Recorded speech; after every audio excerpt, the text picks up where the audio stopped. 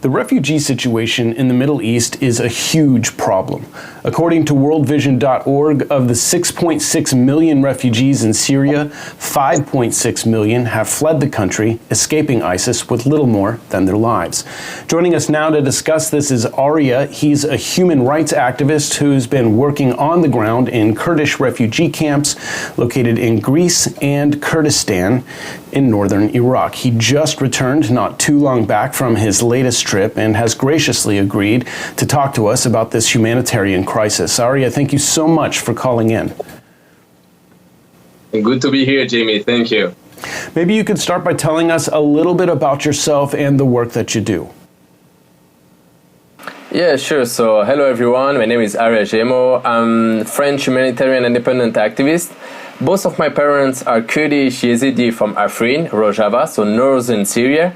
And so recently in 2018, our villages got razed to the ground by ISIS and Turkey. So our houses, our schools, the graves of my grandparents, and due to our only difference in ethnicity and religion. So after all these events, I decided to do something more for the community and for the refugees because, yeah, my family got affected directly. So that's why I'm doing this work today. All right, real quick, Arya, let's talk about borders and locations because at the end of the day, this is really where the rubber meets the road. Now, here's a map that you provided. Can you explain for us where is Kurdistan exactly and what's in dispute? So Kurdistan is basically divided between four newly created states that we don't recognize from 2000. They were created from 2014. So these are Turkey, Syria, Iran, and Iraq.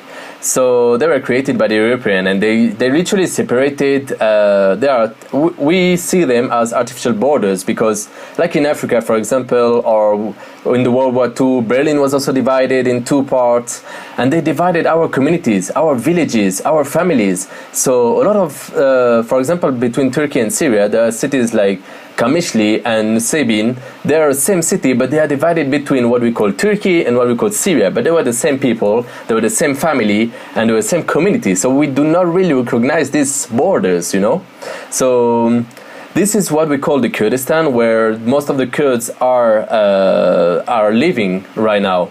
And if you look at the geography of Kurdistan, you see you have a lot of, well, you don't see it in that map, but you have a lot of mountains and you have a lot of resources, especially in oil, and you also have a lot of water, and especially, I mean, the water coming down from the mountains, so that means the sources, and this is actually something really important nowadays. Arya, what's the best way to refer to someone from Kurdistan? I mean, you look up Kurdistan and it's a region. It's not really a country with recognized borders, or at least not recognized by Turkey, Iran, or Google. So how do you respectfully refer to your people? As Kurds, Syrian Kurds, Iraqi Kurds? Well, we usually say a Kurd from Kurdistan because, yeah, as I said, we don't really say Turkey, Syria, and stuff like that, the other states. And but we can also use the expression of Kurds from the north, that means the Turkish part. We can say Kurds of the south, that means the Iraqi part. We can say also Kurds from the west, that means the Rojava, the Syrian part, that's where I'm coming from. And also finally the east, where it is the Iranian part of Kurdistan. But we barely say Iranian, Turkey and stuff like that. We use it for to make the other people understand, you know, where is located the Kurdistan, because sometimes it can be confusing. But as a Kurds, we say either north, east, west, east. I mean, we don't really mention the other countries. I see. Now, what's behind the hostility from these nations? Is it religious in nature, geographic? Is it fundamentally a racial issue? Well, Jamie, there is both, actually. You know, as these nations, as I've said, from 1914 and after the wars were created by the Europeans, in order to strengthen these countries, they raised nationalism, you know. So a nationalism in the way that denies and erases the differences of the other minorities. It's like there is only one people, one nation, one flag, and so we could erase the Armenians in 1915, the Kurds, the Yazidis, and the other minorities. For example, if we're taking the example of Turkey, that is facing actually that is having the biggest nationalism and fascism, that is a daily things there, unfortunately, for a majority of the population. We have, for example, their motto. Their motto is, "How happy is the one who says I am Turk?" That means a lot about the country. And there is even like a Turkish DNA project called for boycotting of some DNA test platform, revealing that some of the Turks are actually, a lot of the Turks actually are from minorities. So there is this racial part, it's like there is no minorities, there is Iranian, there's a lot of nationalism in the Iranian, there's Iranian, Turks, Arabs, that's it. There is no minorities, doesn't exist, But in fact, it's not true. And the process of acculturation, so to go to someone and to say, hey, you're not French anymore, you're German, or you're not Jamie, you're not American, you're Mexican. I will come to it's really difficult. It's a long process. It's not efficient because still today the Kurds are still picking their own language and stuff like that. But it was also religious. That's where the religion is coming from. So there's this hostility as well. The Kurds were at the beginning and from one of the first religion, the Yazidis. And there was a big difference with Islam and with the other religions that were newly coming. Yazidism is from more than 6,000 years ago, so it's even before the Jews, So they were saying to the Kurds, okay, stay Kurds, but remove the Yazidi, just be Muslims and stuff like that. So this kind of hostility started to be created, and also in the area, in the Middle East, one of the main factor is to use religion as as the mean for the politician to push their calendar at the political agenda. Yeah. So I would say it's both. We have definitely seen that. What are some of these hostile nations doing, and why so many refugees? We're talking a lot of people.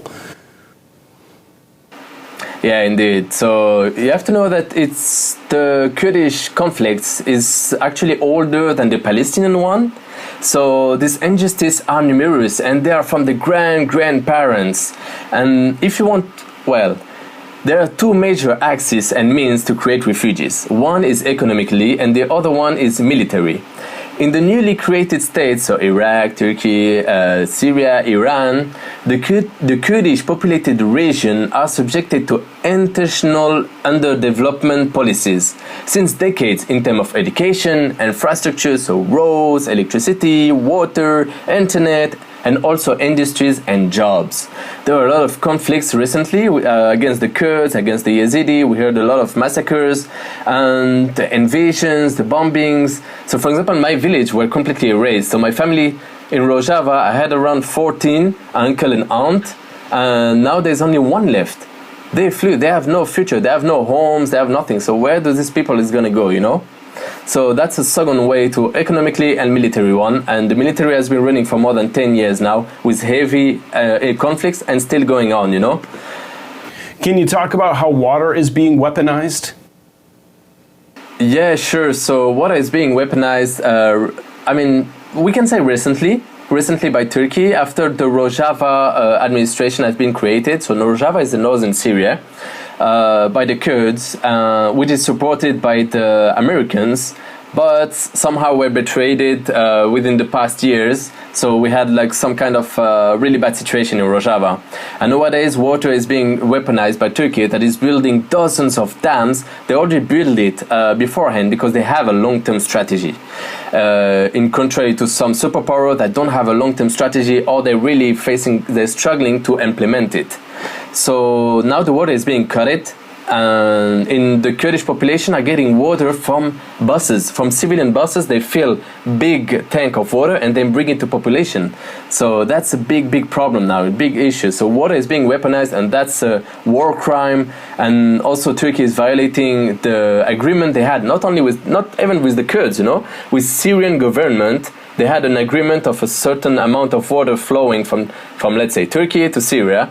And so this is also being violated, and it's also the case with Iran and Kurdistan and Iraq. But this is not only affecting the Kurds, it's also affecting the Arabs from Syria and the Arabs from Iraq. Arya, can you talk about these refugee camps and the conditions there? What are you finding when you're doing your job? Well, people are tired, Jamie. You know, their grandparents were having the same discrimination, problem, conflicts, because they are Kurdish, they are Yazidi and whatever. They lost hopes. Honestly, they lost hope. They know that this new state, they won't stop oppressing them because of their difference. So, unless a superpower act for their human right, but nowadays we're in a world where the financial interest and stuff like that are more important than the international human rights law that is signed, you know, by all these states. So there are more and more refugees because the conflicts are still ongoing, and the situation is slowly getting worse with the dilapidated of infrastructure. So the toilets, the bathroom, the housing, the tents that are burning. So there were a lot of fun at the beginning of the war and the big conflict, you know, the spike of it with ISIS and stuff like that. They've built undersized infrastructure firstly, and also only for few years, up to 5 years, but not 10. So now the infrastructure are really bad, and there are more and more refugees, and they have no future, you know. So also we see worldwide the economical situation is getting worse, and for them it's even worse. They have no job and they have no future. So that's the situation, unfortunately, that I found at the Kurdish refugee camp. They lack of everything. Especially hope. For those that want to support your efforts, Arya, what can they do? Well, firstly, you know, is the donation, financial donation. So there is a website, donation.aryajemo.com. I'm having a different approach because I'm publishing everything online. So from end to end, where I'm going, what I'm buying, the bills. So now I'm writing literally a financial report with the reference of every bill to the donators, you know, because I really value them. This is their money. I'm just the wallet bringing them for the refugees. And so you can donate through PayPal, through bank platform, and also through cryptocurrencies. So this is how you can donate. And even if you don't have let's say you cannot donate with money, it's fine. Just talk about it around you. You can share, you can mention it to your family, to your friends, to your cousin, to your parents, to anyone around, just to make the world open their eyes about the situation, because I think this is a big injustice that is going on for every decades, every centuries. So we need to find a solution for that, Jamie. Arya, I couldn't agree with you more. I'm so grateful for you and the work that you do. I pray those watching will be moved to support your incredible work. I would love to talk with you again. When is your next trip? Well, it might be the next year. I'm planning to go to northern Syria. We'll see, to Rojava. And hopefully I will be able to go there because the region is still in conflicts, and there are still ISIS cells supported by Turkey. Turkey is still bombing. So it's kind of difficult, but I'll try my best because these people are really in need. All right, well, please keep in touch. I'd love to share with people what you're doing when you do these humanitarian missions. I will, for sure. Thank you, Jamie.